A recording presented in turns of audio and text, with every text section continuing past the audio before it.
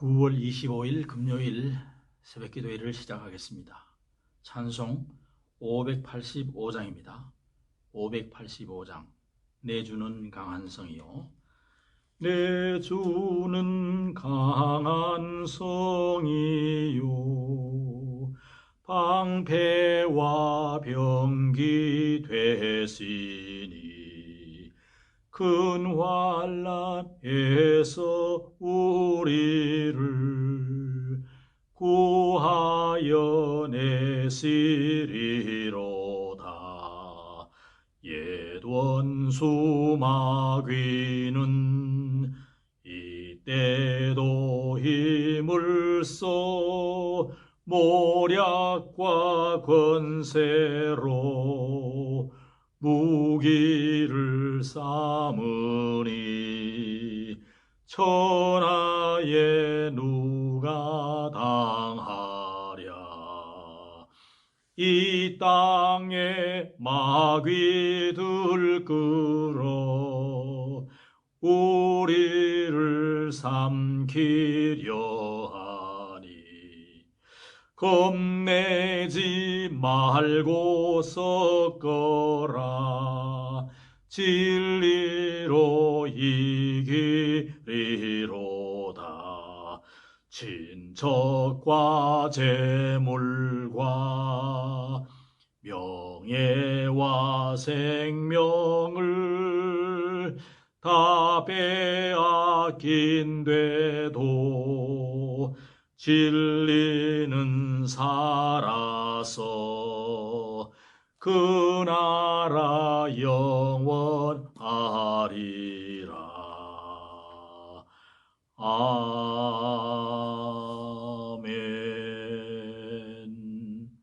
하나님 말씀 예레미야 20장입니다. 예레미야 20장 1절부터 6절까지 봉독해 드립니다. 임멜의 아들 제사장 바스훌은 여호와의 성전의 총감독이라. 그가 예레미야의 이 일 예언함을 들은지라. 이에 바스훌이 선지자 예레미야를 때리고 여호와의 성전에 있는 베냐민 문 위층에 목에 씌우는 나무 고랑으로 채워 두었더니 다음 날 바스훌이 예레미야를 목에 씌우는 나무 고랑에서 풀어주매 예레미야가 그에게 이르되 여호와께서 내 이름을 바스훌이라 아니하시고 마골 및 사비비라 하시느니라. 여호와께서 이와 같이 말씀하시되 보라, 내가 너와 내 모든 친구에게 두려움이 되게 하리니 그들이 그들의 원수들의 칼에 엎드러질 것이요 내 눈은 그것을 볼 것이며 내가 온 유다를 바벨론 왕의 손에 넘기리니 그가 그들을 사로잡아 바벨론으로 옮겨 칼로 죽이리라. 내가 또 이 성읍의 모든 부와 그 모든 소득과 그 모든 귀중품과 유다 왕들의 모든 보물을 그 원수의 손에 넘기리니 그들이 그것을 탈취하여 바벨론으로 가져가리라. 바스훌아, 너와 내 집에 사는 모든 사람이 포로되어 옮겨지리니 내가 바벨론에 이르러 거기서 죽어 거기 묻힐 것이라. 너와 너의 거짓 예언을 들은 내 모든 친구도 그와 같으리라 하셨느니라. 아멘. 할렐루야. 오늘 또 새날이 밝아왔습니다. 주 안에서 복된 날이 되길 바랍니다. 예레미야 19장에서 예레미야는 토기장이의 옹기를 사서 백성의 어른들과 제사장을 불러서 하시드문 곁에 있는 흰놈의 골짜기에 가서 그들 앞에서 옹기를 깨뜨려서 재앙의 실제적인 모습을 사실적인 모습을 보여주었습니다. 그리고 나서 성전뜰에서 다시 한번 유다의 멸망과 예루살렘의 함락을 예언하고 선포했습니다. 이 같은 비극적인 예언의 메시지는 예레미야 자신도 사실 원치 않았습니다. 오늘 7절에 그렇게 말합니다. 또 듣는 자들도 좋아할 리가 없었습니다. 그러한 메시지는 증오의 대상이었습니다. 심지어 친구들까지도 예레미야를 달갑게 여기지 아니했다 했습니다. 가는 데마다 조롱과 모욕을 받았습니다. 종교 지도자들도 가만히 있지 아니했습니다. 오늘 말씀 보면 임멜의 아들 제사장이자 성전의 총감독관인 바스홀이 이 예언을 듣고 분노해서 예레미야를 체포해가지고 때리고 성전 안 한쪽에 방에 목에 고랑을 채워서 가두었다고 했습니다. 여러분, 제사장이 누굽니까? 하나님 앞에서 백성들을 대신해서 제사를 올리는 백성의 지도자 아닙니까? 그런데 이 제사장 바술은 백성들에게 바른 진리를 깨우쳐야 할 막중한 사명을 가졌음에도 불구하고 오히려 하나님 말씀을 전하는 선지자들을 핍박하고 하나님의 뜻을 무시하고 악독한 죄악을 범하고 말았다라는 것입니다. 여러분, 왜 사람들은 생명과 구원의 말씀 앞에서 이처럼 조롱과 멸시, 핍박으로 반응하는 것일까요? 그 이유는 간단합니다.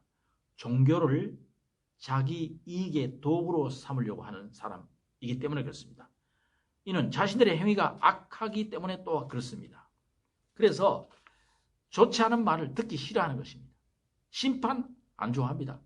오늘 또 설교에서 죄와 심판을 얘기하면 별로 안 좋아합니다. 천국과 지옥 얘기해도 별로 안 좋아합니다. 이 땅에서 건강하고 복받고 자식들 잘 되고 기업이 복을 받고 잘 사는 것, 그런 얘기하면 다 좋아해요. 복받아라 하면 다 좋아하는 겁니다. 근데 하나님의 심판이 여러분 점점 다가오고 있습니다. 종말은 다가오고 있습니다. 그러면 아이고 별로 안 좋아하는 겁니다. 여러분, 사람들은 육신의 즐거움, 이 땅에서 오래오래 복락을 누리며 살기를 원하는 그런 마음들이 있습니다. 자, 바술은 예레미야를 가두었다가 다음날 아침에 고랑을 풀어주었습니다. 양심에 약간의 가책이 있었던 것 같습니다. 예레미야는 풀려나면서 바술에게 하나님께서 내 이름을 바술이라 하지 말고 마골 및 사빕이라 했습니다. 바술이라는 이름의 뜻은 권세를 확장한다, 그런 뜻이 있는데 마골 및 사빕이라는 말, 사방에 두려움이 된다, 그런 뜻이죠. 완전히 이름을 바꿔버렸습니다.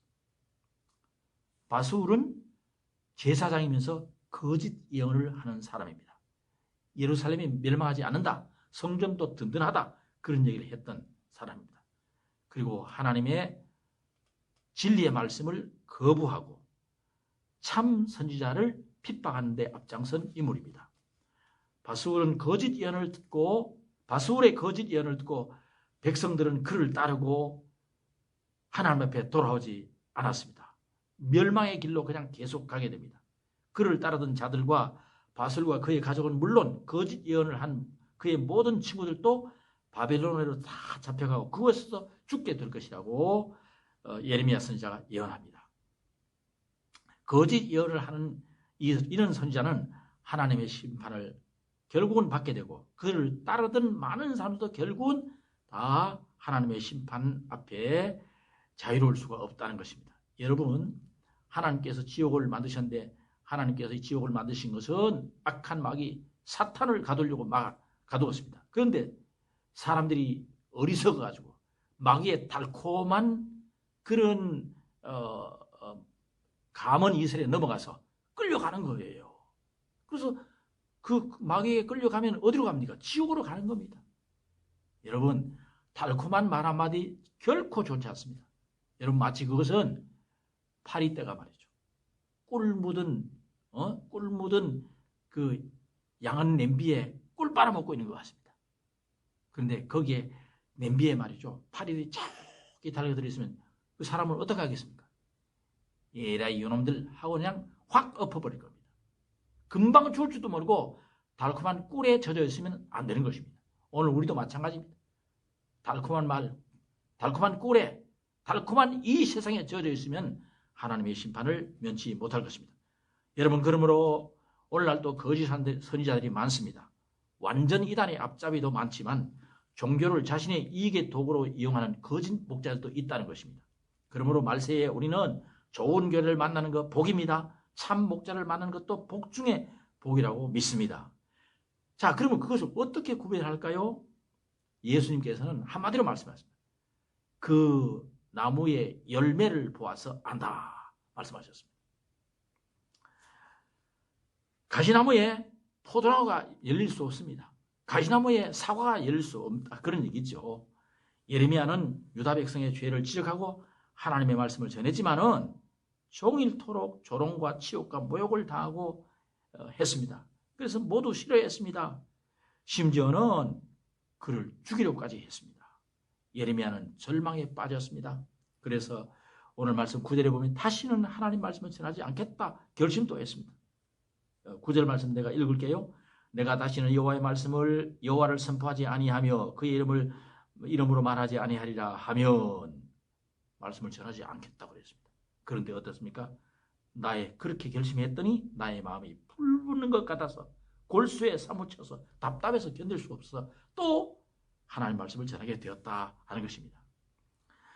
여러분, 성도의 능력은 경건하게 살며 하나님을 의지하는 데 있습니다. 하나님 말씀을 따라가는 데 우리 경건의 능력이 있습니다.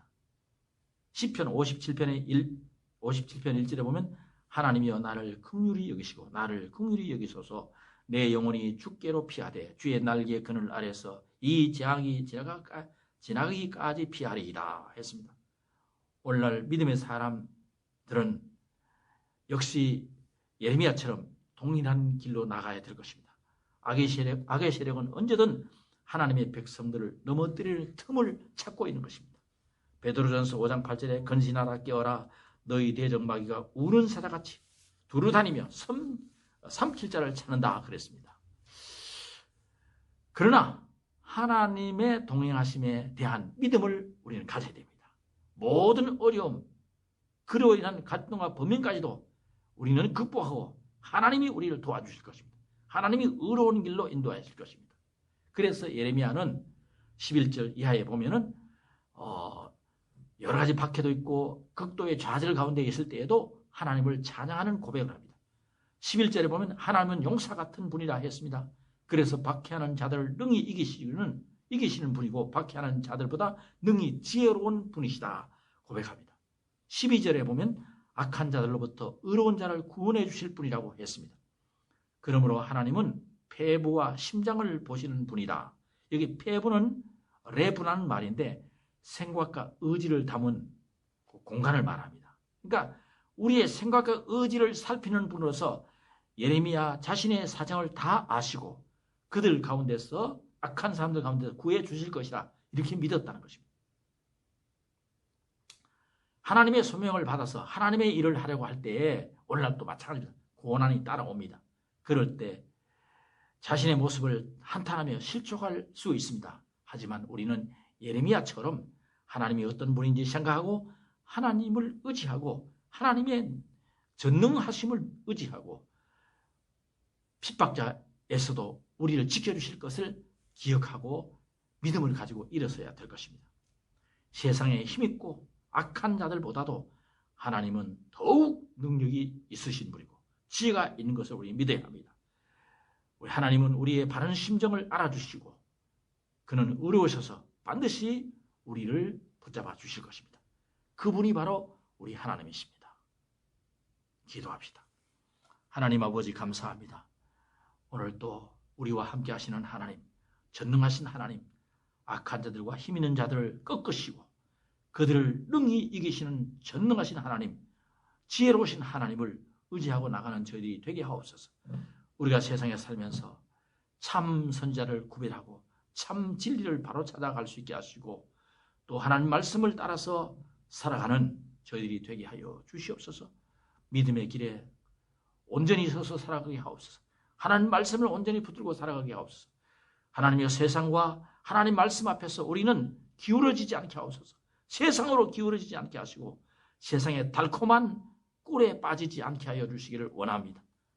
오늘 우리의 삶의 현장에 우리 주님의 능력, 우리 주님의 인도하심이 늘 함께 하심을 바라보고 주님의 손잡고 가는 저희들이 되게 하여 주시옵소서. 우리 사회에 벌어지고 있는 어둠의 역사들, 우리나라에 벌어지고 있는 모든 어둠의 역사를 다 물리쳐 주시고 우리에게 빛 대신 주님을 바라보고 빛 대신 주님의 역사가 우리 사회와 우리 나라를 가득하게 비추는 그런 세상이 되게 하여 주옵소서. 그 바로 주인공들이 우리 평강교회, 우리 모든 성도들이 되게 하여 주옵소서. 예수님 이름으로 기도하옵나이다. 아멘. 성도 여러분, 오늘 또 하나님 말씀 위에서 믿음에 굳게 서서 지혜로운 삶을 살아가는 우리 모든 성도들이 되기를 바랍니다.